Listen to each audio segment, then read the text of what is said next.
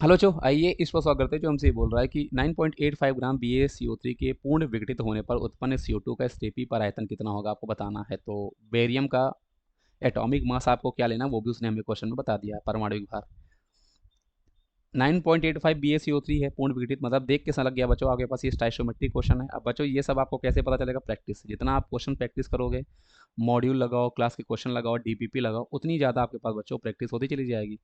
ये आपके पास यहाँ पे हो चुका है। अब हमें CO2 का पता लगाना है और एसटीपी पर आयतन पता लगाना है। तो आप क्या करो, एस कितना मोल मिलेगा, मोल निकाल लो और फिर मोल को आप आयतन में आसानी से कन्वर्ट कर सकते हो। तो स्टाइशियोमेट्री लगाओ बचो। तो अकॉर्डिंग टू स्टाइशियोमेट्री हमें क्या है कि 1 मोल BaCO3 हमें 1 मोल CO2 अकॉर्डिंग टू स्टाइशियोमेट्री दे रहा है ना। अब आपके पास बच्चों यहाँ पे 9.85 दिया है, तो इसको मैं मोल में निकाल लेता हूँ। तो मोल में कैसे निकालूंगा? तो मैं नंबर ऑफ मोल जो है BaCO3 का निकाल लेता हूँ, जो मुझे गिवन है, और वो 9.85 भार गिवन है, उसको मैं डिवाइड बाय परमाणु भार कर दूंगा।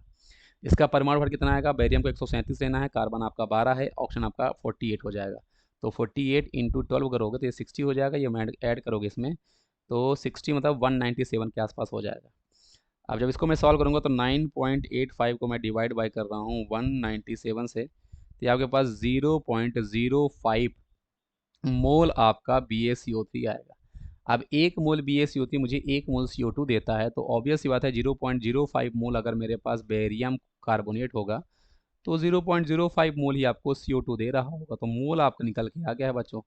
आपको आयतन इससे निकालना है, और आयतन हमारे पास बच्चों यहाँ पे क्या होता है? आयतन इज इक्वल टू हमारे पास जो भी आपका नंबर ऑफ मोल है उसको आप मल्टीप्लाई कर दो 22.4 लीटर में। अगर ऑप्शन में देखो यहाँ पे लीटर है तो आप लीटर से ही मल्टीप्लाई करोगे।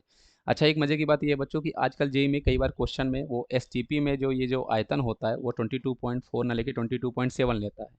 तो आपको क्वेश्चन में ये जो एसटीपी में जो भी दिया होगा आप एग्जैक्टली वही यूज़ करोगे, खुद से आप 22.4 नहीं यूज़ कर लोगे, वरना आपका आंसर गलत हो जाएगा, है ना। तो ये चीज़ आई होप समझ गया। क्वेश्चन भी आपको समझ में आ रहे होंगे बच्चों, क्वेश्चन आपको समझ में आएंगे बच्चों। थोड़ा फाइट करो, है ना, समझने की कोशिश करो, एक दो बार उसको ट्राई करो, तभी आपका अच्छा नंबर आएगा, है ना बच्चों। क्योंकि पेपर आपको पता है आप अपने मज़े के लिए पढ़ नहीं रहे हो, है ना, आपको एग्ज़ाम निकालना है। और एग्ज़ाम आपको पता है कि कई सारे बच्चे होंगे इंग्लिश मीडियम के जो बहुत अच्छे अच्छे क्वेश्चन लगा रहे होंगे, है ना। तो चीज़ों को बच्चों आपको समझना पड़ेगा और प्रैक्टिस अच्छी करनी पड़ेगी। मोल आपका 0.05 आपके पास आ ही चुका है, इसको मैं मल्टीप्लाई करूँगा 22.4 से। अब 0.05 को बच्चों आप चाहो तो इसको आप एक तरह से 1/200 करके लिख सकते हो, है ना। इसमें के 10 पावर -2 है, सॉल्व करके आप इसको सॉल्व करोगे तो ये आपके पास 1/2 से कैंसिल 11.2 होगा और 0 पॉइंट आपके पास आ जाएगा। तो हम इसको जब सॉल्व करेंगे तो 22.4 को जब आप मल्टीप्लाई करोगे 0.05 से तो 1.12, ऑप्शन नंबर डी हमारे पास क्वेश्चन का सही जवाब आ जाएगा। आई होप आप पूरी चीज़ों को एग्जैक्टली समझो बच्चों, जो मैंने आपको समझाने की कोशिश की है। Thank you.